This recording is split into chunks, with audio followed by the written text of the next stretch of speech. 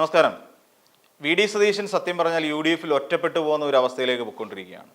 കാരണം V D Satheesan ചേരി, നമ്മൾ നേരത്തെ മറ്റൊരു വീഡിയോയിൽ പറഞ്ഞ പോലെ വി ഡി സതീശൻ വിരുദ്ധ ചേരി എന്ന് പറഞ്ഞിട്ട് കോൺഗ്രസ് പാർട്ടിക്കുള്ളിൽ തന്നെ കോൺഗ്രസിലെ പ്രമുഖ നേതാവ് അതിനെ വി ഡി സതീശനെതിരായി നിൽക്കുന്നു. അതിന് വേണ്ട പടക്കോപ്പുകളെല്ലാം അദ്ദേഹം കൂട്ടിക്കൊണ്ടിരിക്കുകയും ചെയ്യുന്നു എന്നുള്ളതാണ് യാഥാർത്ഥ്യം. എന്നാൽ ഇപ്പോൾ വി ഡി സതീശനെതിരായി ലീഗ് ഒരു വളരെ സുപ്രധാനമായ അവരുടെ നേതൃയോഗത്തിൽ തന്നെ കടുത്ത വിമർശനമാണ് ഉയർത്തിയിരിക്കുന്നത്. അതാണ് നമ്മൾ അറിയുന്ന കാര്യം. അതായത് കെ എം ഷാജി പറയുന്ന ധിക്കാരിയാണ്, മുന്നണി മര്യാദകളിലൊന്നും പാലിക്കാത്ത ഒരാളാണ് വി ഡി സതീശൻ എന്നുള്ള നിലയ്ക്ക് തന്നെയാണ് കാര്യങ്ങൾ മുന്നോട്ട് പോയിക്കൊണ്ടിരിക്കുന്നത്. ഈ രീതിയിലാണ് വി ഡി സതീശൻ്റെ തീരുമാനമെങ്കിൽ തങ്ങൾക്ക് മറ്റൊരു രാഷ്ട്രീയ മാറ്റത്തെക്കുറിച്ച് ചിന്തിക്കേണ്ടി വരും, മറിച്ച് ചിന്തിക്കേണ്ടി വരും എന്ന് തന്നെയാണ് മുസ്ലിം ലീഗ് ഉയർത്തുന്ന മറ്റൊരു ഭീഷണി. കാരണം മറ്റൊന്നുമല്ല, നമുക്കറിയാം യു ഡി എഫിൽ തീരുമാനമെടുക്കാതെ സ്വന്തം നിലയ്ക്ക് തീരുമാനമെടുത്തതാണ് എന്ന് കെ സുധാകരൻ പോലും ഒരു ഘട്ടത്തിൽ പി വി അൻവറിനെ നിരാകരിച്ചതിൻ്റെ പേരിൽ പറഞ്ഞിട്ടുണ്ടായിരുന്നു. ശരിയാണ്, ഇതിനകത്ത് തീരുമാനം വി ഡി സതീശൻ്റെത് മാത്രമായിരുന്നു. എന്തുകൊണ്ട് അങ്ങനെ ഒരു തീരുമാനം ഉണ്ടായി എന്നുള്ളത് നമ്മൾ ആലോചിക്കണം. അതായത് കഴിഞ്ഞ പാലക്കാട് ചേലക്കര ഉപതെരഞ്ഞെടുപ്പുകൾ എടുത്ത് നമ്മൾ പരിശോധിച്ചാൽ മനസ്സിലാവും. പാലക്കാട് ഉപതെരഞ്ഞെടുപ്പ് സമയത്ത് എന്താ പറഞ്ഞത്? പി വി അൻവർ വെച്ച ഒരു നിർദ്ദേശം അതായിരുന്നു, എൻ്റെ സ്ഥാനാർത്ഥിയെ പാലക്കാട് നിന്ന് ഞാൻ പിൻവലിക്കുന്നു, പകരം അവിടെ രാഹുൽ മാങ്കൂട്ടത്തിന് എല്ലാവിധ പിന്തുണയും നിരുപാധിക പിന്തുണ ഞാൻ പ്രഖ്യാപിക്കുന്നു എന്ന് പി വി അൻവർ പറഞ്ഞിരുന്നു. അതിന് പകരമായി പി വി അൻവർ വെച്ചിരുന്ന ഒരു പകരത്തിന് പകരം എന്നുള്ള നിലയിൽ വെച്ചിരുന്ന മറ്റൊരു നിർദ്ദേശം എന്ന് വെച്ച് കഴിഞ്ഞാൽ ചേലക്കരയിൽ രമ്യ ഹരിദാസ് എന്ന് പറയുന്ന യു ഡി എഫ് സ്ഥാനാർത്ഥിയെ പിൻവലിക്കണം, പകരം DMK-യുടെ സ്ഥാനാർത്ഥിയെ UDF പിന്താങ്ങണം എന്നുള്ളതായിരുന്നു ഈ രീതിയിൽ അന്ന് കൊണ്ടുവച്ചിരുന്ന ഒരു നിർദ്ദേശം. ആ നിർദ്ദേശത്തെ ചിരിച്ചുകൊണ്ട് തള്ളുകയായിരുന്നു വി ഡി സതീശൻ ചെയ്തത്. ചിരിച്ചുകൊണ്ട് തള്ളി, എന്താ തമാശ പറയുകയാണോ പി വി അൻവർ എന്നുള്ള നിലയിൽ അതിനെ ചിരിച്ചുകൊണ്ട് തള്ളിക്കളഞ്ഞു. അന്ന് മുതൽ തന്നെ കണ്ണിലെ കരടാണ്, വി ഡി സതീശൻ്റെ കണ്ണിലെ കരടായിരുന്നു P V Anvar. P V അൻവറിനെ ഇനി ഒരു ഘട്ടത്തിലും UDF അടുപ്പിക്കില്ല എന്ന് അന്ന് തന്നെ തീരുമാനിച്ചുറപ്പിച്ച് വെച്ചിരുന്ന കാര്യമാണ്. തന്നെയുമല്ല, അതിനകത്ത് വേറൊരു കാര്യം കൂടിയുണ്ട്. ഈ ഒരു സ്ഥാനാർത്ഥിയെ രാജിവെക്കും അല്ലെങ്കിൽ ഒരു MLA രാജിവെക്കുമ്പോൾ ആ MLAക്ക് പറയാൻ യാതൊരു അവകാശവുമില്ല. അതും LDF MLA ആയിട്ട് രാജിവെച്ചിട്ട് UDF കയറിയിട്ടുമില്ല. ഈ പറയുന്ന പോലെ ഇല്ലത്തുനിന്ന് ഇറങ്ങുകയും ചെയ്തു, അമ്മാത്ത് എത്തിയിട്ടില്ല എന്ന് പറയുന്ന അവസ്ഥയായിരുന്നു പി വി അൻവറിൻ്റേത്. ആ സമയത്ത് രാജി പ്രഖ്യാപനം കഴിഞ്ഞപ്പോൾ അന്ന് VS ജോയി എന്ന് പറയുന്ന ഒരാളുടെ പേരാണ് പി വി അൻവർ പ്രഖ്യാപിച്ചത്. അങ്ങനെ ഒരു പ്രഖ്യാപനം നടത്താൻ സത്യത്തിൽ യാതൊരു അവകാശവും പി വി അൻവറിനില്ല. ഷാഫി പറമ്പിലിന് മാത്രമേ ആ അവകാശം വി ഡി സതീശൻ കൊടുത്തിട്ടുള്ളൂ. കാരണം എന്താ, അവിടെ ഷാഫി പറമ്പിൽ പാലക്കാട് രാജിവെച്ച് വടകരയ്ക്ക് മത്സരിക്കാൻ പോകുമ്പോൾ അന്ന് പറഞ്ഞിരുന്നത്, ഷാഫി പറമ്പിൽ പറഞ്ഞിരുന്നത് എന്താ, ഞാൻ പറയുന്ന ആളിനെ അവിടെ കൊണ്ടുവന്ന് സ്ഥാനാർത്ഥിയാക്കണം, അതായത് രാഹുൽ മാങ്കൂട്ടത്തിലായിരിക്കണം പാലക്കാട് സ്ഥാനാർത്ഥി എന്ന് ഷാഫി പറമ്പിൽ വി ഡി സതീശനോട് പറഞ്ഞിട്ടാണ് പോകുന്നത്.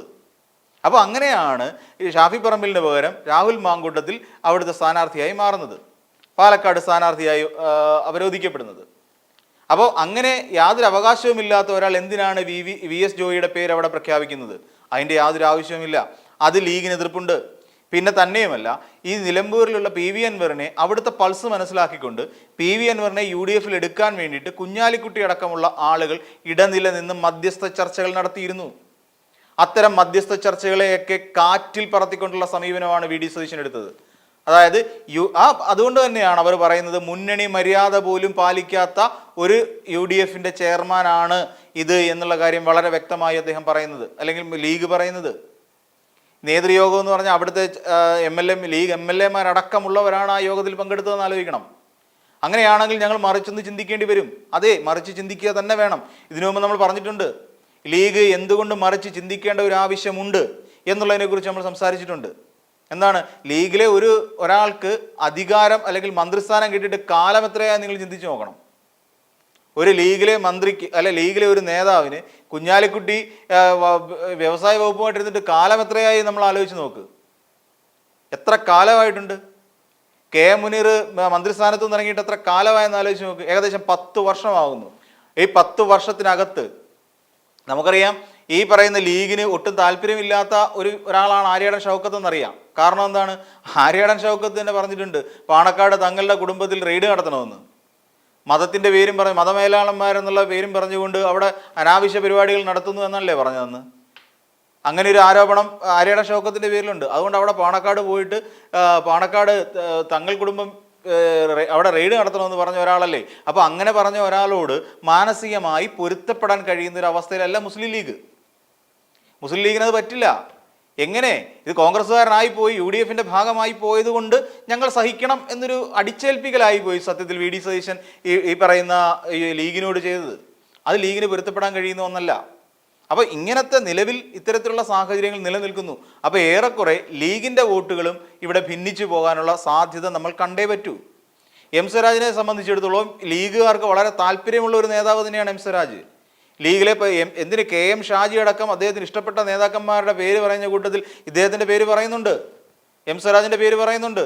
കഴിഞ്ഞ ദിവസം നടന്ന ഒരു ചാനൽ ചർച്ചയിൽ ഒരു നേതാവിനെ, മുസ്ലിം ലീഗിൻ്റെ ഒരു നേതാവ് വന്നിരുന്നിട്ട് എം സ്വരാജിനെ കുറിച്ച് അവസാനം അവതാരകൻ ഇടപെട്ടുകൊണ്ടാണ് ഒരുപക്ഷെ വോട്ട് ചോദിക്കാതെ എം സ്വരാജിന് വേണ്ടി വോട്ട് അഭ്യർത്ഥിക്കാതെ അയാൾക്ക് മടങ്ങേണ്ടി വന്നത് എന്ന് പറയേണ്ടി വരും. പിന്നെ എതിർത്ത് സംസാരിച്ചിട്ടുണ്ടെന്നൊക്കെ പറയപ്പെടുന്നുണ്ട്. എങ്കിൽ തന്നെ ഈ എം സ്വരാജിനെ എന്നിട്ട് ഈ നിലമ്പൂരിൽ പി വി അൻവർ എന്താ ചെയ്തത്? കവളപ്പാറ അടക്കമുള്ള പ്രദേശങ്ങളിൽ പ്രളയം ഉണ്ടായ സാഹചര്യത്തിൽ എം സ്വരാജ് അവിടെ എത്തിയിട്ടില്ല എന്നുള്ള കള്ളപ്രചരണം നടത്തി. അപ്പോഴും അതും വസ്തുനിഷ്ഠമായി പൊളിക്കപ്പെട്ടില്ലേ? അവിടെ കവളപ്പാറയിൽ 2019 പി വി അൻവറിനോടൊപ്പം അവിടെ കവളപ്പാറയിൽ എത്തുകയും അവിടെ നിന്നുകൊണ്ട് ഈ പറയുന്ന ആൾക്കാർ ദുരിതാശ്വാസ ക്യാമ്പിൽ കഴിയുന്നവരെ കാണുകയും അവിടുത്തെ പ്രവർത്തനങ്ങൾ ഏകോപിപ്പിക്കുന്നതിന് വേണ്ടിയിട്ടും ശ്രമിച്ച ഒരാളല്ലേ എം സ്വരാജ്. അതും പിന്നീട് നമ്മൾ കാണുന്ന കാഴ്ചയല്ലേ. അപ്പോൾ എം സ്വരാജ് എന്ന് പറയുന്ന ഒരു സ്ഥാനാർത്ഥിക്ക് അവിടെ വളരെ പ്രാധാന്യമുണ്ട്, വളരെ പ്രാധാന്യമുള്ള സ്ഥാനാർത്ഥി തന്നെയാണ്. അതുകൊണ്ട് തന്നെ ലീഗുകാർക്ക് പോലും, ഒരു വലിയ വിഭാഗക്കാർക്ക് പോലും വലിയ ഇഷ്ടപ്പെട്ട ഒരു നേതാവ് കൂടിയാണ് എം സ്വരാജ്. അപ്പോൾ ലീഗിന് താല്പര്യമില്ലാത്ത, ലീഗിനെ കുറിച്ച് നാഴികയ്ക്ക് 40 വട്ടം കുറ്റം പറഞ്ഞുകൊണ്ട് നടന്ന ഒരു നേതാവിനെ ജയിപ്പിക്കാനുള്ള ശ്രമമായിരിക്കുമോ ലീഗിൻ്റെ ഭാഗത്തു നിന്നുണ്ടാകുന്നത്? മുന്നണി മര്യാദകൾ പാലിക്കാത്ത വി ഡി സതീശനെ പോലെയുള്ള ഒരു നേതാവിൻ്റെ കീഴിൽ, അല്ലെ ആ നേതാവിനോടൊപ്പം നിന്ന് പ്രവർത്തിക്കാൻ വിധിക്കപ്പെട്ടവരായി, ശപിക്കപ്പെട്ടവരായി മാറുന്നതാണോ ലീഗിന് താല്പര്യം? ലീഗിന് അങ്ങനെ ഒരു താല്പര്യമേ ഇല്ല. ഇനിയും ഒരു വട്ടം കൂടി അധികാരം കിട്ടില്ല എന്നുള്ള കാര്യം ലീഗിന് കൃത്യമായി അറിയാം. ഇനി 3ാം തവണയും പിണറായി വിജയൻ നേതൃത്വം കൊടുക്കുന്ന മന്ത്രിസഭ തന്നെയായിരിക്കും അധികാരത്തിൽ വരിക എന്നുള്ളത് കേരളത്തിലുള്ള ജനങ്ങളെ പോലെ തന്നെ ലീഗിനും വളരെ വ്യക്തമായ ധാരണയുണ്ടെന്നേ. അതുകൊണ്ട് തന്നെയാണ് ഇപ്പോൾ വി ഡി സതീശനെതിരായി തന്നെ ഇവരിപ്പോൾ ലീഗ് പറഞ്ഞു തുടങ്ങിയിരിക്കുന്നത്. വി ഡി സതീശൻ ധാർഷ്ട്യക്കാരാണെന്നും ധിക്കാരിയാണെന്നും മുന്നണി മര്യാദ പാലിക്കാത്ത ഒരാളാണെന്നും ഈ സ്ഥിതി ഇത്രത്തോളം വഷളാക്കിയത്, അതായത് നിലമ്പൂരിലെ സ്ഥിതി ഇത്രത്തോളം വഷളാക്കിയത് വി ഡി സതീശനാണ്. എന്താണ് പി വി അൻവറിൻ്റെ കാര്യത്തിൽ ഒരു ഒത്തീർപ്പിന് പകരം ഇത്രത്തോളം വഷളാക്കി അവിടുത്തെ രാഷ്ട്രീയത്തെ മുഴുവൻ ചവിട്ടി തേച്ച് ഒരു അനിശ്ചിതാവസ്ഥയിലേക്ക് കൊണ്ടെത്തിച്ചത് ഈ വി ഡി സതീശനാണ് എന്ന് തന്നെയാണ് ലീഗ് ഉയർത്തുന്ന ആരോപണം. അത് യാഥാർത്ഥ്യമല്ലേ? വളരെ നല്ല രീതിക്ക് പൊയ്ക്കൊണ്ടിരിക്കുന്ന ഒരു രാഷ്ട്രീയത്തെ അവിടെ കൊണ്ടുവന്ന് കലക്കി നാശമാക്കി കോൺഗ്രസ്സുകാർക്ക് പോലും ആർക്ക് വോട്ട് ചെയ്യണമെന്നറിയാൻ വയ്യാത്ത ഒരു അവസ്ഥയിലേക്ക് കൊണ്ട് എത്തിച്ചത് വി ഡി സതീശൻ്റെ ഒറ്റ നിലപാട് തന്നെയല്ലേ? ഞാൻ വാതിലടച്ചു എന്നൊറ്റ പറച്ചിലല്ലേ പറഞ്ഞത്? എന്നിട്ട് എന്തുണ്ടായി? ഈ പറയുന്ന യു ഡി എഫിൻ്റെ വോട്ടുകളിൽ ഭിന്നിപ്പുണ്ടായി. കാരണം എന്താ? അവിടെ ഒരു നേതാവുണ്ട്, ഈ യു ഡി എഫിനെ തോൽപ്പിക്കാൻ വേണ്ടി നിൽക്കുന്നൊരു യു ഡി എഫ് നേതാവുണ്ട്, അല്ലെ കോൺഗ്രസ് നേതാവുണ്ട്. ഇവിടെ ലീഗുകാർ ഇടഞ്ഞു തുടങ്ങി. ലീഗിനി നാളെ മറിച്ചൊരു തീരുമാനം എടുത്താൽ അതിനെ അവരെ കുറ്റം പറയാനും പറ്റില്ല. കാരണം എന്താ? അധികാരമില്ലാതെ എത്ര കൊല്ലമോ കടിച്ചു തൂങ്ങി ഒരു മുന്നണിയുടെ കൂടെ കിടക്കുന്നത്? എന്തിനാ അങ്ങനെ കിടക്കുന്നത്? അത് മുന്നണി മര്യാദ ഒട്ടും പാലിക്കാത്ത ഒരു നേതാവിനോടൊപ്പം എന്തിനാണ് കഴിഞ്ഞുകൂടുന്നത്? ഈ ഒരു ചിന്ത ഇപ്പോൾ ലീഗിൻ്റെ ഭാഗത്തുണ്ട്. അതുകൊണ്ട് തന്നെ ലീഗിൻ്റെ ഒരു വലിയ വിഭാഗം വോട്ടിലും ഒരു വിള്ളൽ വീഴാൻ പോവുകയാണ്. ഇതെല്ലാം എത്തിപ്പെടാൻ പോകുന്നത് ഒന്നുകിൽ പി വി അൻവറിലേക്ക് എത്തിപ്പെടും, ആ ഒരു അവസ്ഥയിലേക്കാണ് പോകുന്നത്. കാര്യം അവർക്ക് പി വി അൻവറിനോട് താല്പര്യമുണ്ട്. പക്ഷേ പി വി അൻവറിനോട് അവർക്കില്ലാത്ത ഒരു ഒറ്റ കാര്യം മാത്രമേ ഉള്ളൂ, അവർ ആ സ്ഥാനാർത്ഥി പ്രഖ്യാപനത്തിൽ കാണിച്ച, അല്ലെങ്കിൽ ഈ പറയുന്ന വി എസ് ജോയിയെ സ്ഥാനാർത്ഥിയാക്കുന്നതിൽ കാണിച്ച ഒരു എതിർപ്പ്, അത് ലീഗ് ഇപ്പോഴും പറയുന്നുണ്ട്. അതൊരിക്കലും ചെയ്യാൻ പാടില്ലാത്ത കാര്യമായിരുന്നു എന്ന് തന്നെയാണ് ലീഗ് പറയുന്നത്. അപ്പോൾ എന്തു തന്നെയാണെങ്കിൽ ഇപ്പോൾ തൃണമൂൽ കോൺഗ്രസിൻ്റെ സ്ഥാനാർത്ഥിയായിട്ട് പി വി അൻവർ അവരോധിക്കപ്പെട്ട ഈ സാഹചര്യത്തിൽ ലീഗിൻ്റെ വോട്ടിലും വലിയൊരു വിള്ളൽ ഉണ്ടാകുന്നില്ലേ? ഉണ്ടാകുന്നുണ്ട്. അങ്ങനെ വന്നു കഴിയുമ്പോൾ അടുത്ത തവണ ഒരു തെരഞ്ഞെടുപ്പിനെ അഭിമുഖീകരിക്കേണ്ട ഒരു സാഹചര്യം വളരെ സമീപസ്ഥമായി തന്നെയുണ്ട്. 1 വർഷം തികച്ചേ ഉള്ളൂ ഇനി ഒരു തെരഞ്ഞെടുപ്പിന്. അപ്പോൾ ആ തെരഞ്ഞെടുപ്പിനുള്ളിൽ നിന്നുകൊണ്ട് ഒരുപാട് കാര്യങ്ങൾ ഇനി മനസ്സിലാക്കാനും ചെയ്യാനുമുണ്ട് ഈ ലീഗിനെ സംബന്ധിച്ചിടത്തോളം. അതുകൊണ്ട് തന്നെ ഒരു വലിയ രാഷ്ട്രീയ മാറ്റത്തിന് വേണ്ടി ലീഗ് ഒരുങ്ങുന്നു എന്ന് തന്നെ വേണം നമ്മൾ കരുതാൻ.